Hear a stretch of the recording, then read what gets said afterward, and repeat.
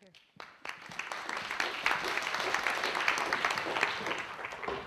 Good afternoon, everyone. It's a pleasure to be here. As you can tell, my talk today is one that is concerned with emergent forms of urbanism in a territory and future imagined as Asia. I'm interested in the distinctive historical conjuncture of economic hegemony where nation-states in Asia are embarking upon ambitious projects of urban developmentalism and even taking up the urban poor as objects of governance.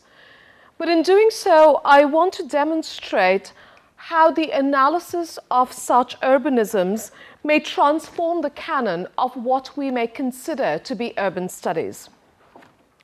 In my previous work, I have argued, inspired by Jennifer Robinson, that it's time to rethink our geography of authoritative knowledge. And that authoritative knowledge often looks like this. That authoritative knowledge, which we often designate as theory with a capital T, operates through what Robinson has called the regulating fiction of the global city. Conceived as control and command nodes of the global system, these global cities, mainly located in the first world, are seen as drivers of global change, while cities in the global south, scripted as megacities, are usually off the map, seen at best as being big but powerless. I'm going to suggest to you that these megacities, usually recovered through ethnography, are often written out of what circulates as theory in the canon of urban studies. So, as Peng Chia has noted, we need to understand more fully the schema through which the subject of universal knowledge becomes isomorphic with the West and all other regions become consigned to particularity. With this in mind, in my work, I've called for new geographies of theory, those that take serious account of the urban experience of the global south.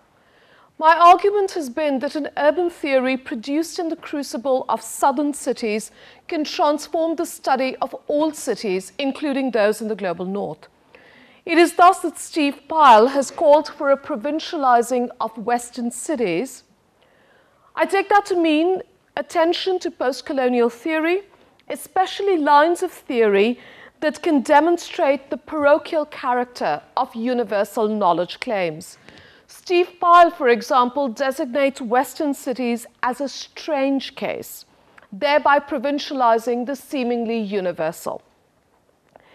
It should be obvious by now that the task of producing new geographies of theory has important implications for planning practice as well. In a recent and influential intervention, Vanessa Watson has argued that the past dominance of the global north in shaping planning theory in practice has limited the ability of urban planning to respond to growing problems of poverty, inequality, informality, rapid urbanization, and spatial fragmentation. For Watson, this now dominant urban condition requires that planning take up the charge of what she calls seeing from the south. Now, of course, the global south is not just in the global south, rather it is everywhere. In border neighborhoods, in military urbanism, in ghettos, in foreclosed suburbs.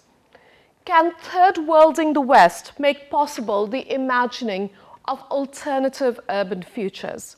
I'd like to think it can, and I'm very pleased to be here today with James Holston and Edgar Pieterse because their work are exemplars of how new geographies of theory make possible the imagining of alternative urban futures. So in a recent co-edited book titled Worlding Cities, Iwa Ong and I take on this task of new geographies of theory by situating our analysis in a place called Asia. Our focus on Asia is a provocation to think about the urban century as an Asian century. It is also a critique of the claims made, especially in India and China, of the ascendancy of an Asian century, and thus of new formations of economic hegemony. We put forward such a critique at a time when these Asian powerhouses seem to have discovered the urban question, and by disassembling the Asian city as a milieu of intervention, we hope to disassemble Asian capitalisms. In that sense, Asia for us is a methodology. By that I mean that the idea of Asia functions for us as much more than a geopolitical location. Asia for us is a circulation.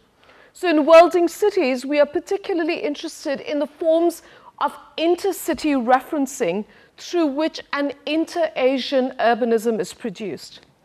Put another way, this is a call to take up a latitudinal analysis of global urbanism, whether it be in Abdul Malik Simon's sense of these latitudes being hundreds and hundreds of small initiatives, or our own sense of lateral spaces of production, or some of my work on the citationary structures of contemporary capitalism.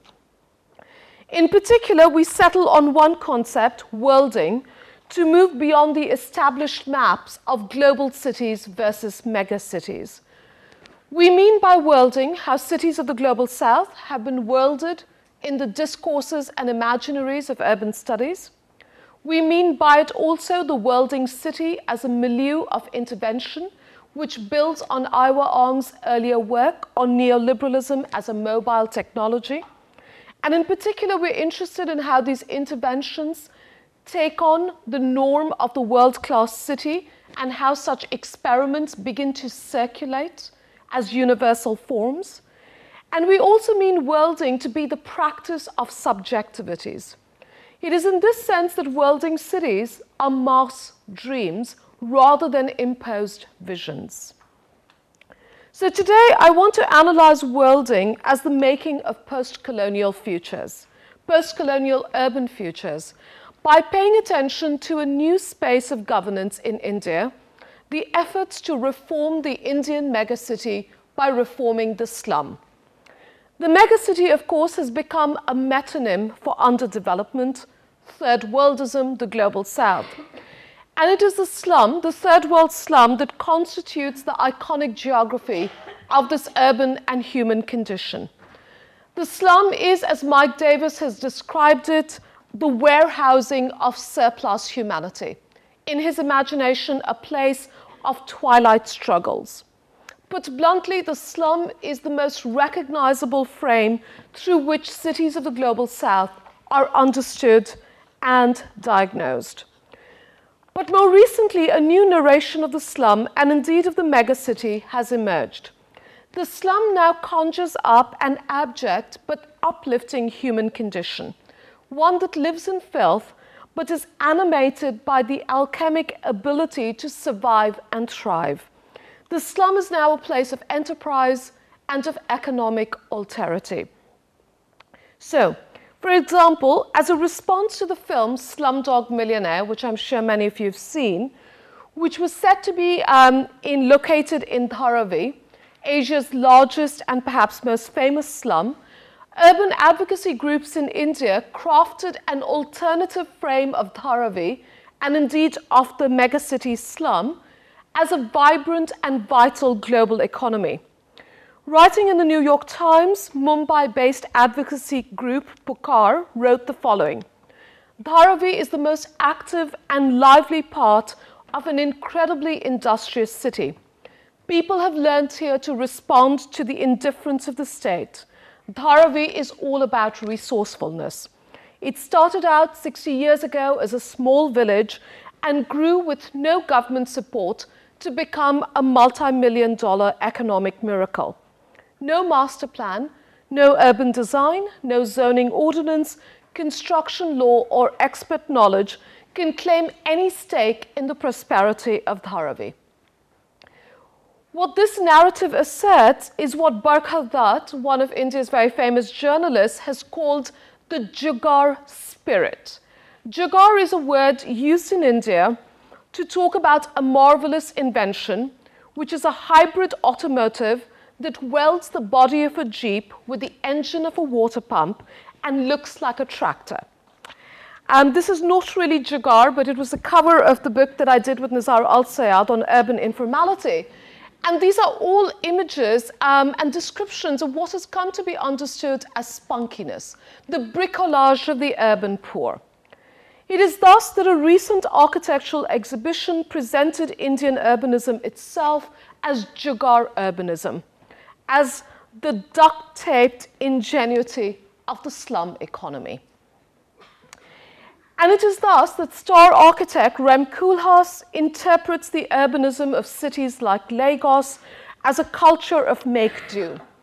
In his encounter with Lagos, part of Harvard's project on the city, Koolhaas is taken with the inventiveness of slum residents, and in fact, he sees their experiments as generating, I quote, ingenious critical alternative systems, a type of self-organization creating intense emancipatory zones. Working in the context of the Middle East, Asif Bayat argues that informal life, characterized by this sort of bricolage, is the habitus of the dispossessed. And this, for him, is the global urban future. These ideas also bear striking resemblance to the sketch of post-capitalism put forward by geographers Gibson Graham, their celebration of what they call the exciting proliferation of projects of economic autonomy and experimentation.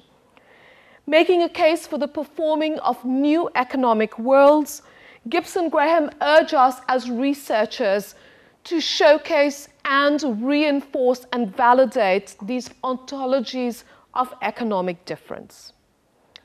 Now, I'm highly sympathetic to these renditions of third world urbanism, to these ideas of an ontology of economic difference that require our critical attention, because these are important correctives to the silences of urban theory, to that sanctioned ignorance that for so long has overlooked the urban majorities of today's world.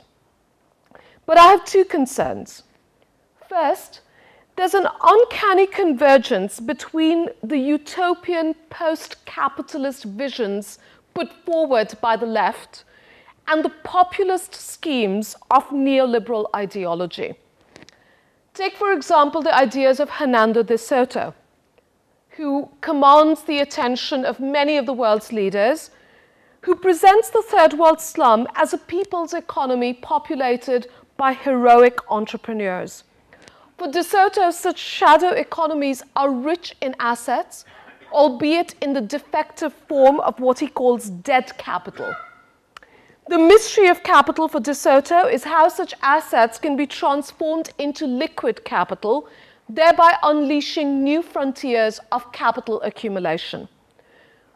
Much of my recent work has been around this conversion of poverty into capital, and it requires of us constant vigilance in how we conceptualize economies of poverty. I'm going to return to this in a moment. But my second concern is that in the study of Southern urbanism, it is crucial that we transcend the familiar metonymic categories of megacity and slum, and instead pay attention to how these are objects of governance, how such spaces and imaginations are implicated in emergent formations of economic hegemony and ambitious statecraft. So for this, let me turn to the case of India, where claims of an Asian century are very much part of the effort to govern the megacity and reform the slum, all hinging on the idea that the future belongs to the powerhouses of Asia. In India, the Asian century has been marked by the reinvention of the developmental state, and in particular by a new interest in the urban. That interest in the urban has been a violent expansion of the frontier of urbanization, a making of the Indian world-class city through the smashing of the homes and livelihoods of the urban poor. So, for example, in Mumbai in 2004-2005, city authorities sought to implement a new Vision Mumbai plan through the eviction in a matter of a week of 300,000 slum dwellers.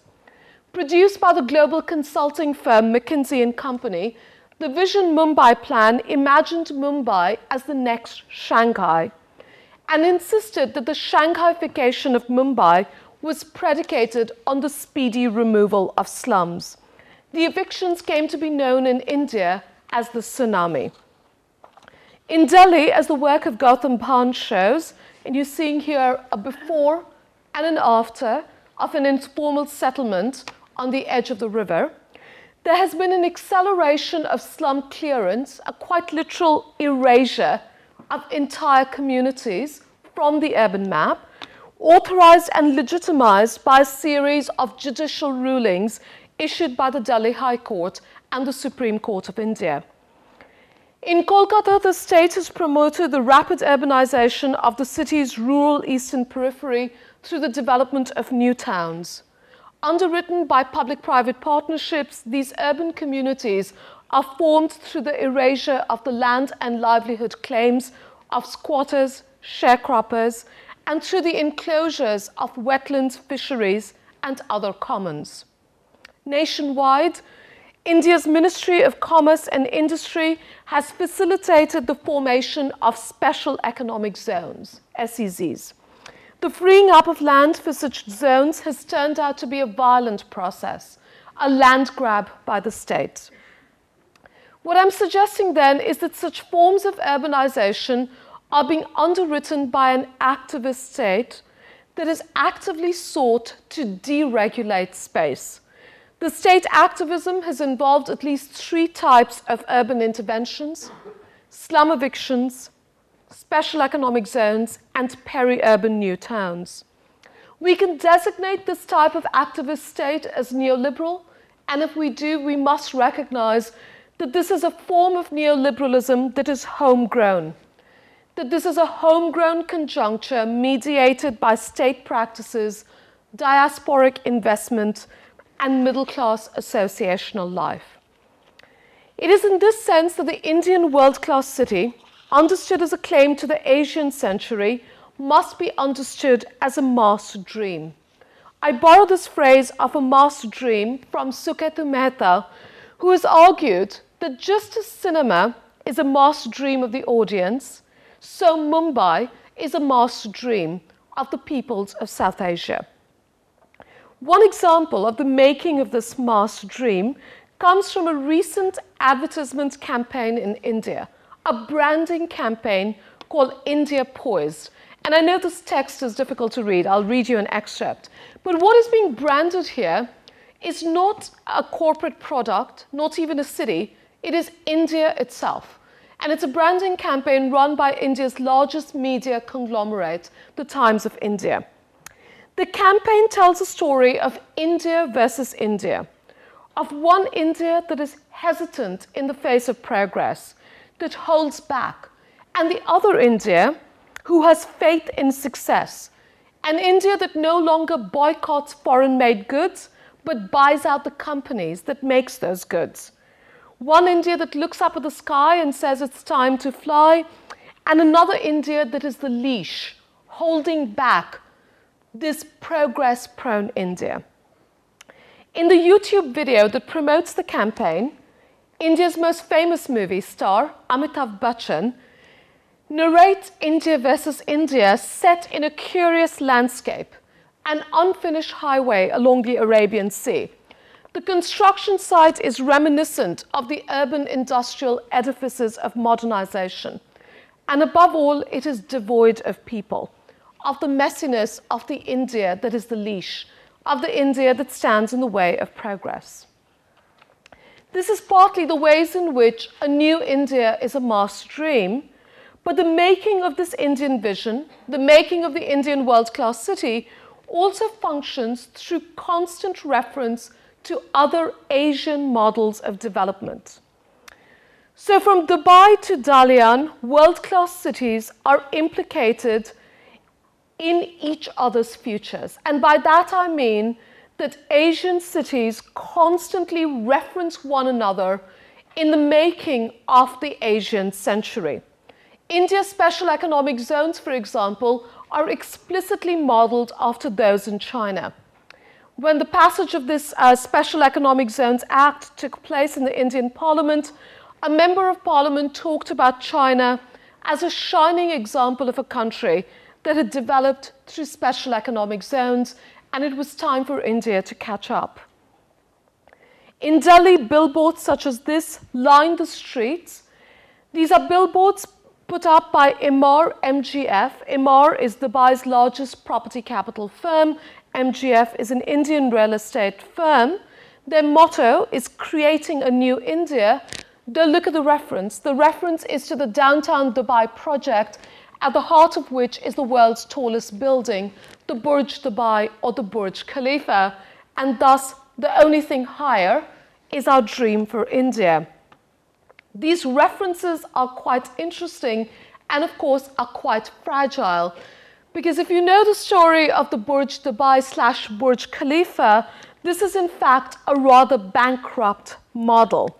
That while this has become an important reference point for forms of development all across Asia, not just in India, the city-state of Dubai has been in massive debt, specifically $10 billion in debt over this development alone, such that the only way that the project could be completed and the Burj Dubai could be opened was through a bailout of the city-state of Dubai by its oil-rich neighbor, Abu Dhabi.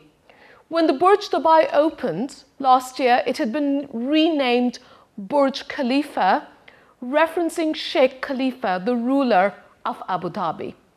So these are quite complex processes of speculation, and yet, of course, they are referenced as models that are now actively in circulation throughout Asia.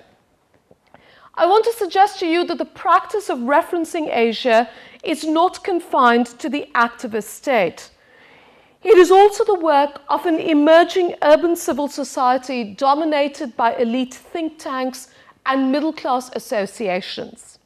So when the Vision Mumbai plan was put forward by McKinsey & Company, it turned out that there was a powerful Mumbai-based NGO that had in fact commissioned the plan, called Bombay First. This is an elite NGO, one that explicitly references Shanghai as a model for Mumbai. Leading up to the Vision Mumbai plan, Bombay First said, when we talk of a resurgent Asia, people think of great changes that have come about in Shanghai. But we can transform Mumbai in the next 5 years in such a manner that people will stop talking about Shanghai and Mumbai will become the talking point. The idea of a resurgent Asia inevitably rests on a certain vision of entrepreneurialism. So if Mumbai is a center of global finance, but that entrepreneurialism is also seen to be more pervasive.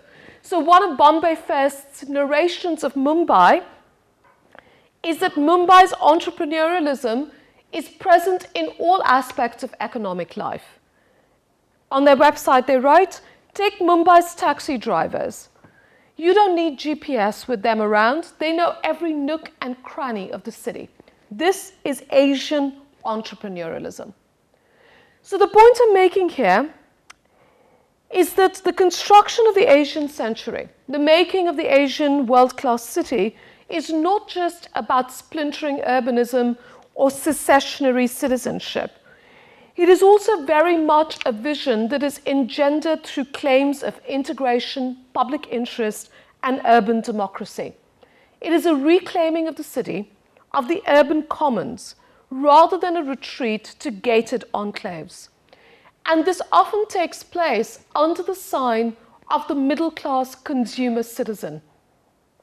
What Amita Bhavishkar in her work has talked about as bourgeois environmentalism, where the cause of the world-class city is taken up as the good city, but the good city as a space of inhabitation for the middle-class consumer citizen. And by extension, a place that cannot house those who are not propertied, those who in fact are the urban poor. Now, of course, the making of the Indian world-class city is subject to contestation. And for a few years now, I have been charting the ways in which the Indian world-class city comes to be confronted and indeed encircled by a blockade. I'll give you a few examples. In 2006-2007, two uprisings in the state of West Bengal presented a blockade to the Indian world-class city. So at Shingur, a site at the edge of Kolkata, which was to house the Tata Corporation's flagship nanocar factory, massive mobilizations broke out against the siting of the factory and against the land grab that had made possible the factory. Now, it's important that this was a factory that was going to build the nanocar. You see an effigy of it being burnt here. But the nanocar is the world's cheapest car. And in many ways, it's part of the dream images of middle-class consumer citizenship in India. It is the ticket to automobility for India's middle classes. But here, the state government, a communist government, had procured land from local peasants and sharecroppers, and it provided massive subsidies, in David Harvey's terms, geo-bribes, to the Tata Corporation, India's wealthiest corporation. And here, opposition parties mobilized the displaced. In a couple of years, the Tata Corporation had to move out, unable to open its factory at this site. Similarly, at Nandigram, a village at the peri-urban edges of this metropolitan region, the same communist government sought to put into place a special economic zone modeled after those in China. In this case, village land was to be transformed into a chemical hub owned by an Indonesian conglomerate. Here, a peasant uprising refused entry to the armed functionaries of the state, and despite brutal state repression, the peasant movement held its ground, becoming a cause for nationwide anti-displacement movements. These barricades at Shingur and Nandigram have transformed the landscape of electoral politics in India. In the region, the Left Front government, which had been in power for nearly 30 years, was last year voted out of office. But the blockade is also an unmaking of consent to the sign that is Asia. So the Chinese model of development is quickly losing legitimacy in India, and Indian politicians today talk about how the Chinese model cannot be an appropriate reference for a democratic context. I'm also interested in how these struggles have called into question key instruments of urban planning in India, from eminent domain to zoning. And let me give you one example from Kolkata. Aside from the struggles in Shingur and Nandigram, there are numerous everyday struggles that play out over the making of the world-class city. One such blockade was this: quarter number 411, occupied by a guy called Shambhu Prasad Singh. This factory quarter was the last holdout in a tract of factory land that had been converted into the city's upscale South City retail and residential complex, which you see rising up here in the background. The workers were evicted from their quarters with no prior notice and with no compensation. One guy, Shambhu Prasad Singh, refused to make way. He was the blockade. He was eventually evicted and the South City project was built, but his blockade triggered important scrutiny, at least for a moment, of the very nature of urban planning in Kolkata. It soon became evident that this entire complex had been built in violation of environmental laws and through the enclosure of some of the city's largest water bodies. I write about such processes as examples of elite informality and elite illegality in my continued effort to dissociate urban informality from the practices of the poor. So in India, forms of elite informality have been tolerated, formalized, celebrated, while the informal practices of the poor, subaltern informality, have been systematically criminalized and marginalized. For a moment, Shambhu Prasad Singh's blockade made evident these towers as the towers of violation, making visible the forms of elite informality and illegality through which the Indian world-class city is built. Now, what I've described to you is a process of urban dispossession and enclosure. It is also the making of the dream image, a term I borrow, of course, from Walter Benjamin, the dream image of a world-class city. These are perhaps somewhat conventional and continental Marxist interpretations of contemporary urbanism. Let me suggest that the cities of the Global South require us to exceed such interpretations. In particular, they require us to think about postcoloniality. By the postcolonial, I don't mean the historical condition of postcolonialism.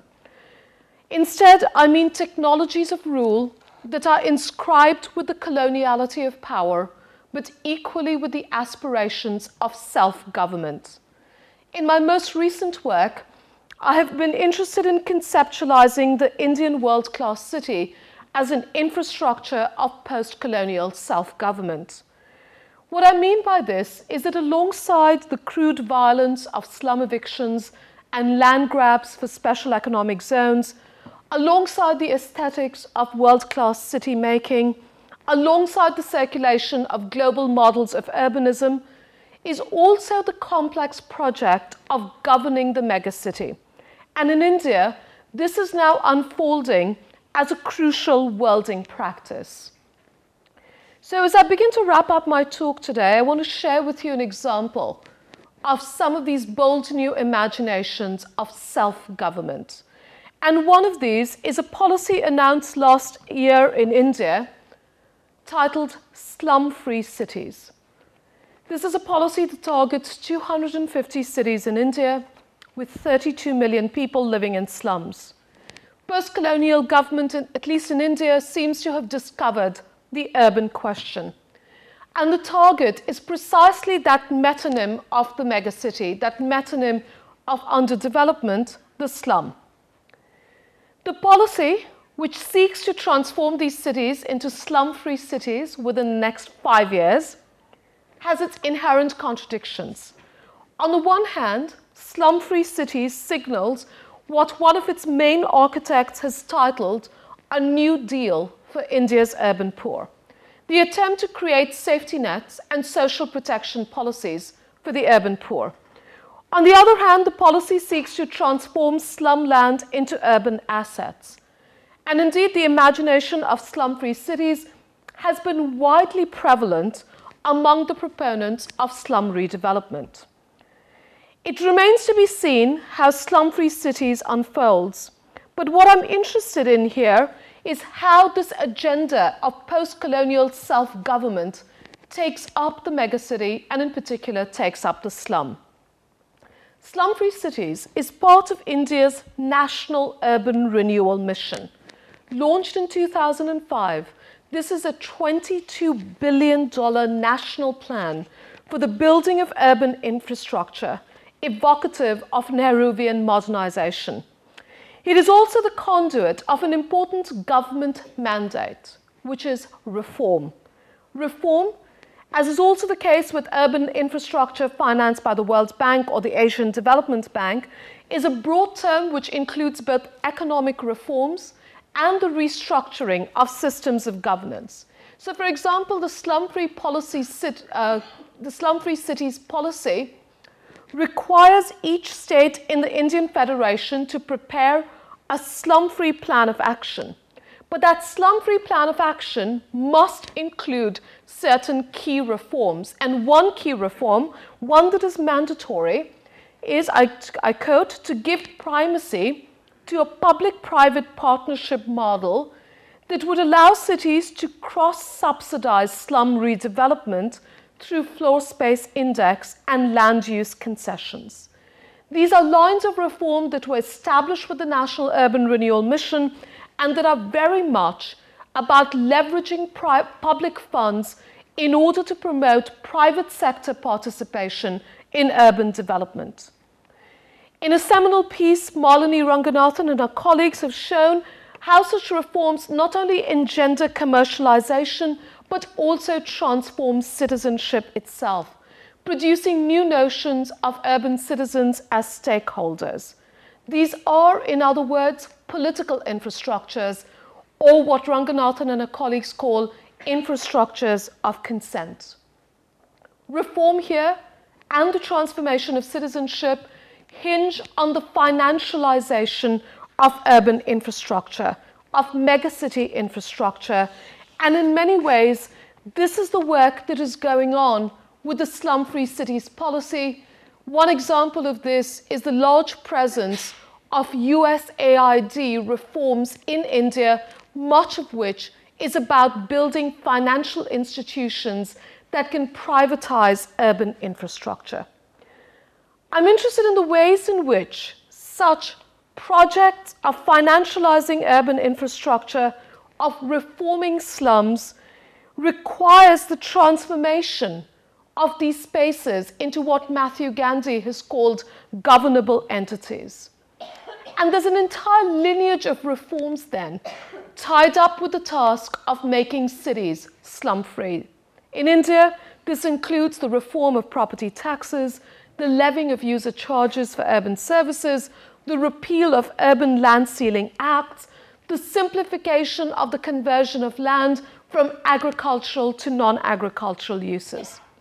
And it also involves the production of an unprecedented data space, the mapping, surveying, and documenting of slum lands through elaborate technologies, from satellite images to ground-level spatial data to slum surveys by NGOs. Ultimately, I would argue that what is at stake here is a new understanding of property as the basis of the reformed megacity. And there's some very interesting connections and disconnections with Jim Holston's presentation this morning, because the Indian debates around property are quite different than the Brazilian ones that continue to work with the idea of the social function of property. In the Indian case, the problem of slums is being conceptualized not as a housing policy or housing problem, but rather as an issue of property. The New Deal for the urban poor rests on the conferring of property rights to the poor. Now, such security of tenure for the urban poor in India is radical. Yet such an intervention also consolidates what Asher Gertner has called the propriety of property. Not surprisingly, these arguments about property titles for the poor have referenced one doxa, the ideas of Hernando de Soto.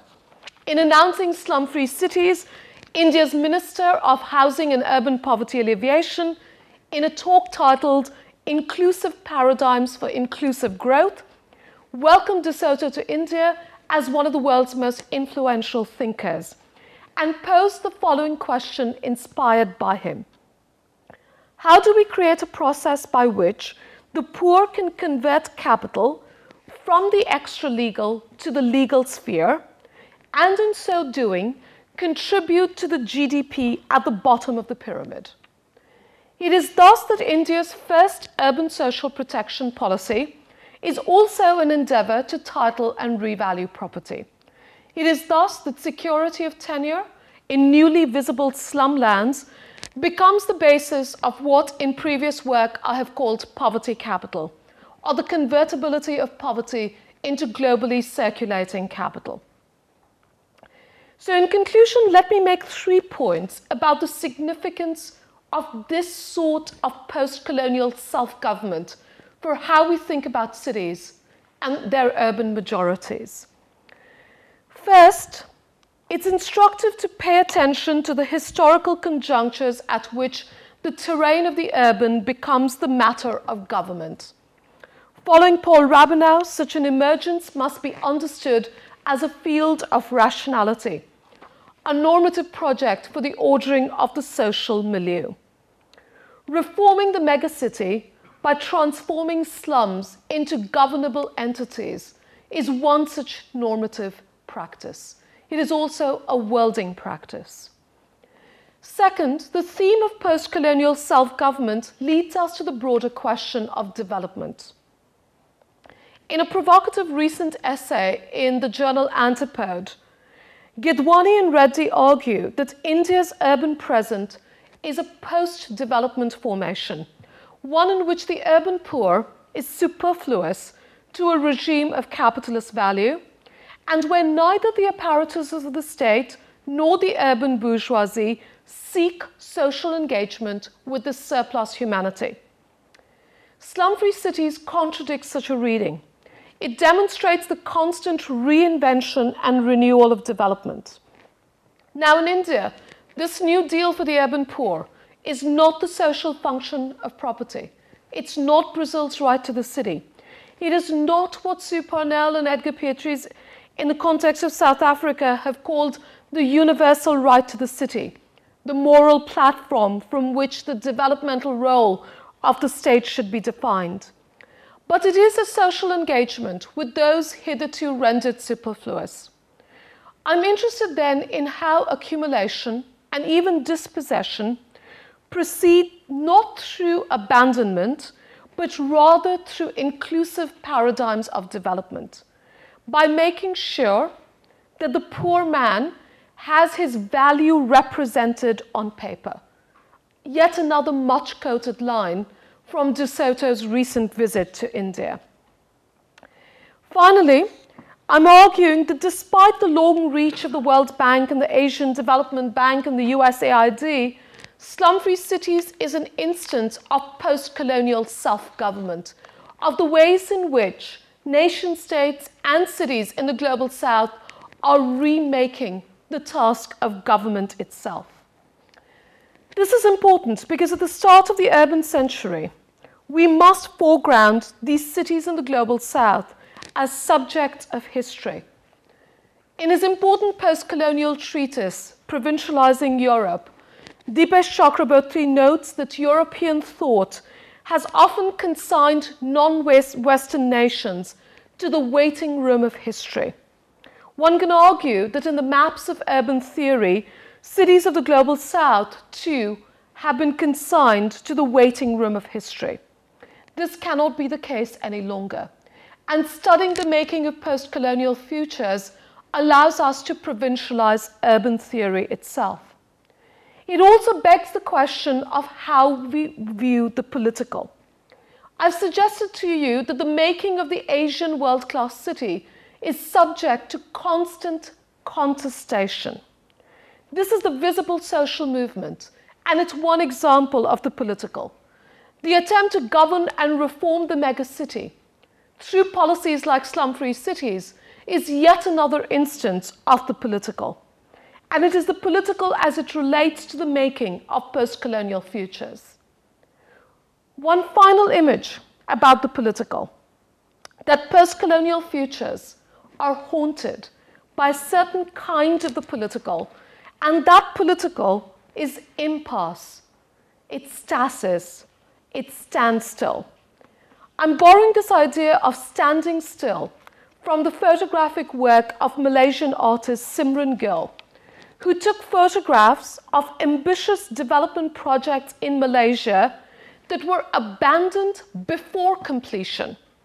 They capture what Simran Gill calls a place in time. She writes, a place in time where one might say the past lies in ruins, unkempt and untended, and the future also has been abandoned and has started to crumble.